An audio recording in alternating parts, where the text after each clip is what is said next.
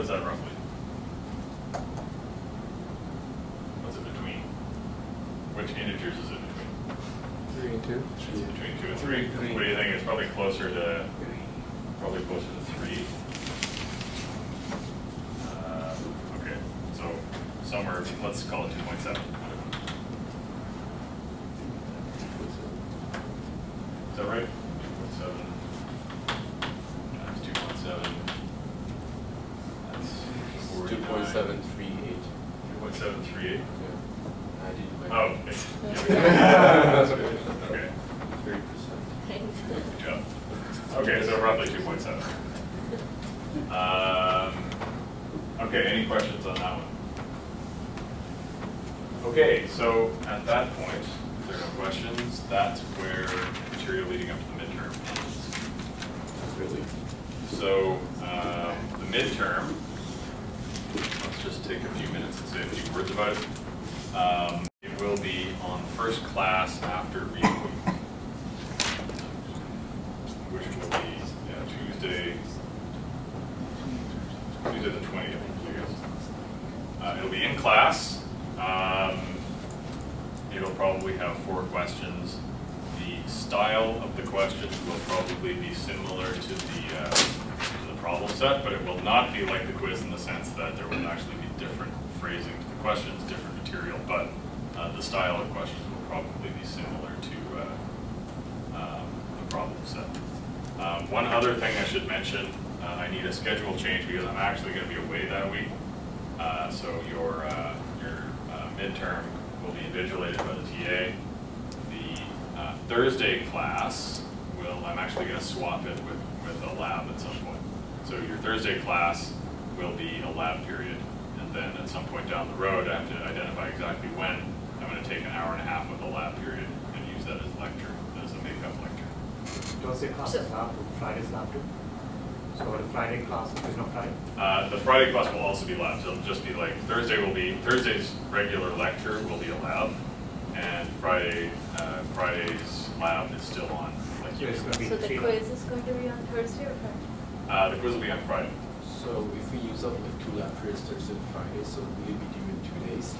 I'm not going to change any of the due dates, so it'll just be the lab will be open, the TA will be present in the lab, so it'll just be a usual lab period. So we'll just get extra lab.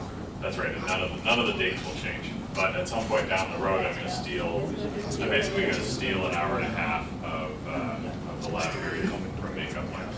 So for the next lab, there's no test?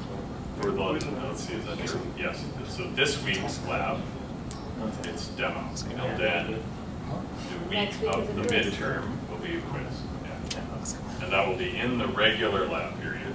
Friday. So Friday. The Thursday lab period will just be lab is open. So you can go to lab. Maybe you can go over the problem set. Sure.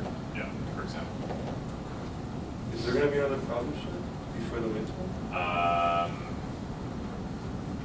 Yes. The lab. So basically Tuesday we'll have a midterm. Tuesday will have the midterm, and Friday will have the quiz, yeah. That's just how it works out. Yeah, exactly. So, I mean, quizzes, the purpose of the quiz is twofold, is to make sure you're keeping up with the material, to make sure that you're solving all the problems of the problem set. So I don't see a big problem. And you should, I mean, basically, if you study for the midterm, you should have done the problem set anyway, so I don't see any additional work for you. Oh, so the third problem set will be included in the midterm? Yes. Okay, so material covered will be, if you're following along in the notes I'm posting, it will be the first 3 chapters.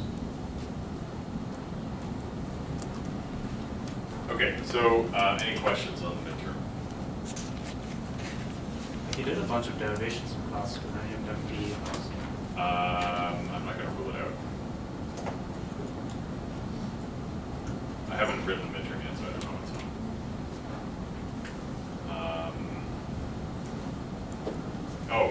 You're allowed a one-page formula sheet.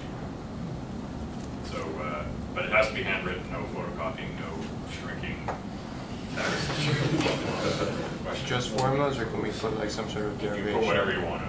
Okay. So it has to be 8.5 by 11, handwritten, on one sheet of paper, both sides, but other than that, you can put anything you want. to be a hard test. Anything else? Yeah. What'll be the ratio of questions in regards to like a question where we're given something we need to solve for that problem and where we have to optimize something? I mean, will there be both types of questions? I'm not gonna, so I'm not gonna say that there will definitely be both types of questions, but I'm not gonna rule out any particular type of question. So can you write on Twitter once you make up the midterm? You're going to do it. So it's, I mean, you've seen all my examples, you've seen all my problem set questions, so you should have a pretty good idea of what kinds of things I can ask. Aside from derivations, which again, that should be straightforward. Anything else?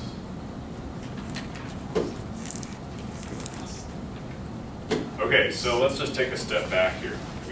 I'm going to continue